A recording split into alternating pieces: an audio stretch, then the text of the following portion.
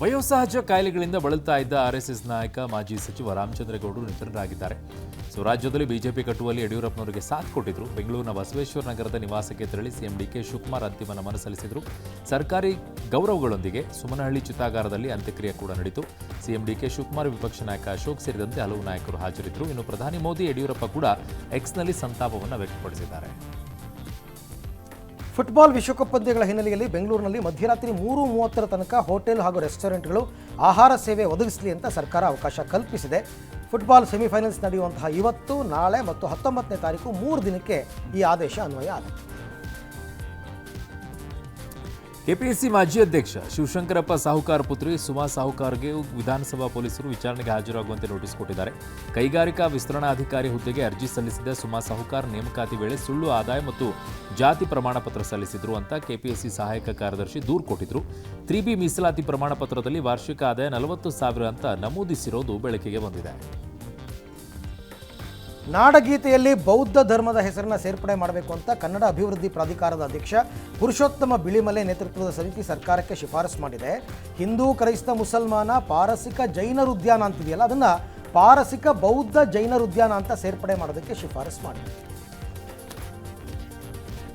ದೇಶದಲ್ಲಿ 93,000 ಶಾಲೆಗಳು ಮುಚ್ಚಿವೆ. ವಿಶ್ವಗುರು ಅಂತ ಕರೆಯೋದನ್ನು ನಿಲ್ಲಿಸಿ ಅಂತ ಪ್ರಧಾನಿ ಮೋದಿ ವಿರುದ್ಧ ಬಿಜೆಪಿ ನಾಯಕಿ ಹಾಗೂ ಖ್ಯಾತ ಗಾಯಕಿ ಅನುರಾಧ ಪೌಡ್ವಾಲ್ ಟೀಕೆಯನ್ನು ಮಾಡಿದ್ದಾರೆ. ಕೆಲವು ವರ್ಷಗಳ ಹಿಂದೆ ಭಾರತ ವಿಶ್ವಗುರು ಆಗಲಿದೆ ಎಂಬ ಬಲವಾದ ನಂಬಿಕೆ ನನಗಿತ್ತು. ಆದರೆ ಈಗ ವಿಶ್ವಗುರು ಪರಿಕಲ್ಪನೆಗೆ ವಿರುದ್ಧವಾದ ಸಂಗತಿಗಳೇ ಹೆಚ್ಚಾಗಿ ನಡೀತಾ ಇರೋದನ್ನು ನೋಡ್ತಾ ಇದ್ದೀನಿ.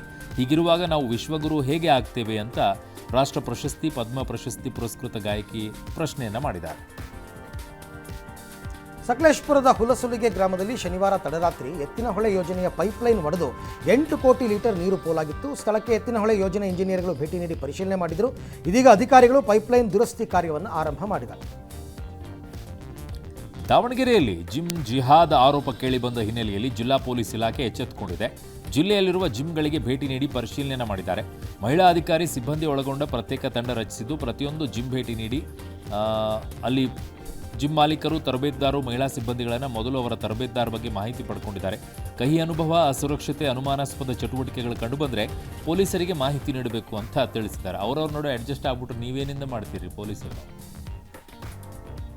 ಆರ್ಜೆಡಿ ಮುಖ್ಯಸ್ಥ ಲಾಲು ಪ್ರಸಾದ್ ಯಾದವ್ಗೆ ಮೇವು ಹಗರಣದಲ್ಲಿ ಬಿಗ್ ರಿಲೀಫ್ ಸಿಕ್ಕಿದೆ. ಲಾಲುಗೆ ನೀಡಲಾಗಿರುವ ಜಾಮೀನನ್ನು ರದ್ದುಗೊಳಿಸುವಂತೆ ಕೋರಿ ಸಿಬಿಐ ಸಲ್ಲಿಸಿದ್ದ ಅರ್ಜಿಯನ್ನು ಸುಪ್ರೀಂ ಕೋರ್ಟ್ ವಜಾಗೊಳಿಸಿದೆ. ಇವತ್ತು ಮಣ್ಣೆತ್ತಿನ ಅಮಾವಾಸ್ಯೆ. ರಾಯಚೂರಿನಲ್ಲಿ ಮಣ್ಣಿನ ಎತ್ತುಗಳ ವ್ಯಾಪಾರ ಜೋರಾಗಿದೆ. 80 ರೂಪಾಯಿಯಿಂದ 100 ರೂಪಾಯಿವರೆಗೆ ಮಣ್ಣಿನ ಜೋಡೆತ್ತುಗಳ ಮಾರಾಟ ಎಲ್ಲ ಆಯಿತು. ಉತ್ತರ ಕರ್ನಾಟಕ ಭಾಗದ ಗ್ರಾಮೀಣ ಸೊಗಡಿನ ಹಬ್ಬಗಳಲ್ಲಿ ಒಂದಾದ ಮಣ್ಣೆತ್ತಿನ ಅಮಾವಾಸ್ಯೆಯನ್ನು ಅತ್ಯಂತ ಸಡಗರದಿಂದ ಉತ್ತರ ಕರ್ನಾಟಕದಲ್ಲಿ ಆಚರಿಸುತ್ತಾರೆ. ಸಕಲೇಶಪುರದ ಹೊಸೂರು ಎಸ್ಟೇಟ್ನಲ್ಲಿ ಓಡಾಡ್ತಾ ಇದ್ದ ಸೌಮ್ಯ ಸ್ವಭಾವದ ಒಂಟಿ ದಂತದ ಕಾಡಾನೆ ಭೀಮನಿಗೆ ಅಸ್ಸಾಂ ಮೂಲದ ಕಾರ್ಮಿಕನೊಬ್ಬ ಕಲ್ಲಿಂದ ಹೊಡೆದುಬಿಟ್ಟಿದ್ದಾನೆ. ಇದರಿಂದ ರೊಚ್ಚಿಗೆದ್ದ ಭೀಮ ಗೀಳಿಟ್ಟು ಕಾರ್ಮಿಕನತ್ತ ನುಗ್ಗಲು ಯತ್ನಿಸಿದೆ. ಮತ್ತೊಂದು ಕಡೆ ಬೇಲೂರು ತಾಲೂಕಿನ ದೋಲನಮನೆ ಗ್ರಾಮದಲ್ಲಿ ಮನೆ ಮುಂಭಾಗ ದೈತ್ಯಾಕಾರದ ಕಾಡಾನೆ ಕೆಲಕಾಲ ನಿಂತು ಬಾಳೆಗಿಡವನ್ನು ತಿನ್ಕೊಂಡು ಹೋಗಿದೆ. ಗುಂಡ್ಲುಪೇಟೆ ತಾಲೂಕಿನ ಬಂಡೀಪುರದಲ್ಲಿ ಕಾಡಮಿಯನ್ನು ಹುಲಿ ಬೇಟೆಯಾಡಿ ಭರ್ಜರಿ ಊಟ ಮಾಡಿದೆ.